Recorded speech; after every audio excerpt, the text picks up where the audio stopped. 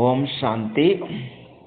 இனிய மாலை வணக்கம். எல்லா ஆத்மாக்களுக்கும், குரூப்பில் உள்ள தெய்வீக ஆத்மாக்களுக்கும் இனிய மாலை நேர வணக்கம்.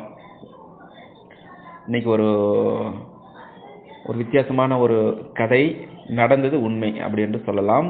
இன்னைக்கு பாபா கூட முரளியில் ராஜா கோபிசந்த் அப்படி நீங்கள் கேள்விப்பட்டிருக்கீங்களா? ஒரு நொடியில் உங்களால் ஜீவன் முக்தி நிலையை அனுபவம் செய்ய முடியுமா? ஒரு நொடியில் நான் கூப்பிட்டால் நீங்கள் வர முடியுமா அப்படின்ட்டு நம்மளுடைய வைராக்கியத்தை தூண்டி விடுவார். ஒரு கதை மூலமாக சொல்லுவார். அந்த கதை தான் இன்னைக்கு என்ன சொன்னார், ராஜா கோபிசந்த். இவர் யாருன்னா, ரொம்ப ஒரு நாட்டுக்கு பெரிய அரசர் ராஜா கோபிசந்த். இவர் ஒரு நாள் என்ன பண்ணியிருந்தார்னா,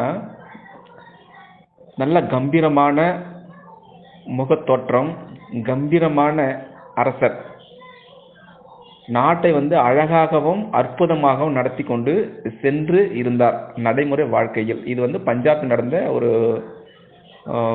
நடந்த உண்மை கதை. இது பாபா மேற்கோள் காட்டியிருக்கின்றார் இன்றைய முரளியில். அப்படி அவர் கம்பீரமாகவும் நாட்டை ஆண்டு கொண்டிருக்கின்றார். அவருக்கு 3 மனைவிகள். அவருடைய அப்பா ஏற்கனவே அரசராக இருந்தார். அவர் உயிர் இழந்து விட்டிருந்தார். அவருக்கு ஒரு அம்மா மட்டும் இருந்தார் இப்பொழுது.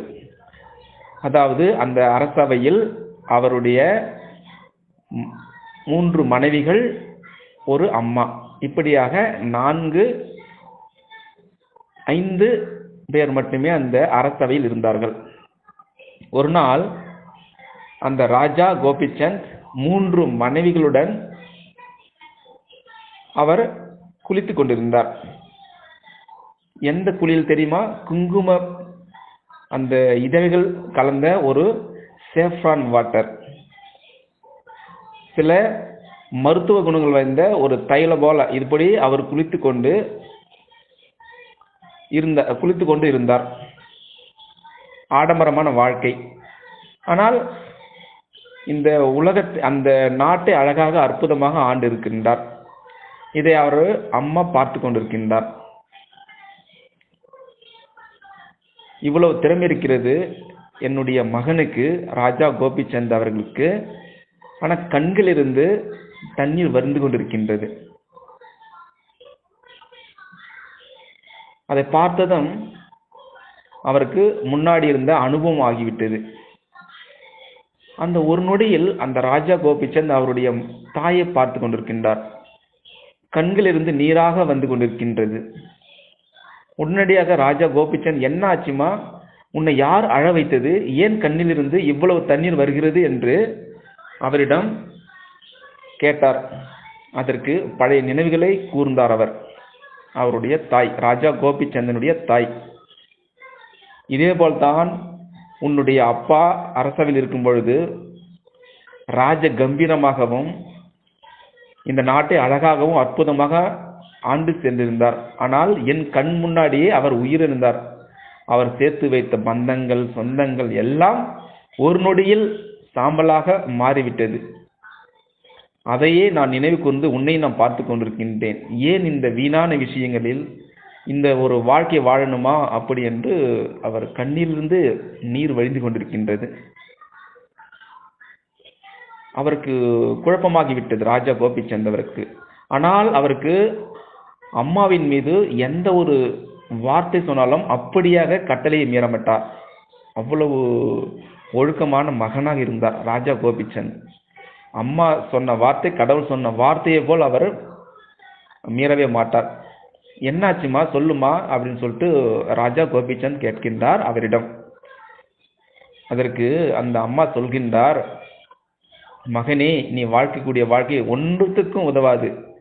உன்னுடைய வாழ்க்கை என்ன, உன்னுடைய ஆத்மாவுடைய நிலை என்ன தெரியுமா, அது எங்கிருந்து வந்தது அப்படி என்று முழுவதுமாக விலகி இருந்து சொல்கின்றார். ஆனால் அந்த அம்மா ஆடம்பரமாக வாழ்ந்திருக்கலாம் அந்த அரசவையில், இருந்தாலும் டிட்டாச்மெண்ட், அந்த பற்றற்ற வாழ்க்கையை தன்னுடைய மகனுக்கு சொல்லிக் கொண்டிருக்கின்றார் எதிர்காலத்தை பற்றி. மகனே, நீ வாழ்க்கக்கூடிய வாழ்வை இப்போது ஒன்றுத்துக்கும் உதவாது. இப்போ இந்த வாழ்க்கை நீ அரசவையாக இருக்கலாம், ஆனால் அந்த சோல், அந்த ஆத்மா என்ன எதுவுமே கொண்டு போகாது.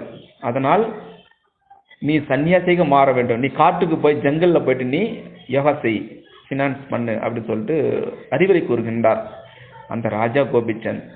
அந்த சொன்ன வார்த்தை கூட மாறாமல் உடனடியாக எல்லாவற்றையும் துறந்து எந்த வித அந்த ஆடம்பர வாழ்க்கையை தன்னுடைய 3 மனைவிமார்களை விட்டுவிட்டு தன்னுடைய அம்மாவை விட்டுவிட்டு உடனடியாக காட்டுக்கு புறப்பட்டு சென்று விட்டார். யாரு? ராஜா கோபிச்சந்த். அவருடைய அம்மா மீது அவ்வளோ நம்பிக்கை மரியாதை வைத்திருந்தார் ராஜா கோபிச்சந்த். உடனடியாக விட்டு விட்டார். இந்த அரசவை வேண்டாம், எதுவும் வேண்டாம், எனக்கு நான் கிளம்புகின்றேன் என்று. அதுதான் பாபா இன்றைக்கு மேற்கோள் காட்டியிருக்கின்றார். ராஜா கோபிச்சந்தை கதை தெரியுமா அப்படின்று. தானும் கூட நம்முடைய பிராமண பரிவாரத்தில் கூட இப்படியே ஒரு வைராக்கியத்தை இருக்க வேண்டும். நான் நாளைக்கு பாபா கூப்பிட்டு விட நான் அதற்கு ரெடியாக இருக்கின்றேனா, எல்லாவற்றையும் விட வேண்டும். நம்முடைய வாட்ஸ்அப் குரூப் சேவை இருந்தாலும் சரி, எதுவாக இருந்தாலும் சரி, அந்த நிலையில் நாம் இருக்கின்றோமா? அதுதான் பாபா வைராக்கியத்தை நாம் தூண்டி கொண்டிருக்கின்றார். அதை நாம் கொண்டு வர வேண்டும்.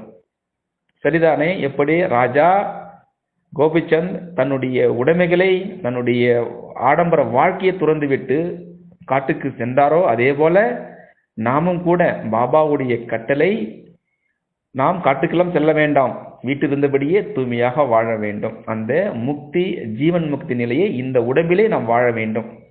அந்த நிலையை நாம் கொண்டு வந்து விடலாம். சரிதானே? அச்சா. ஓம் சாந்தி.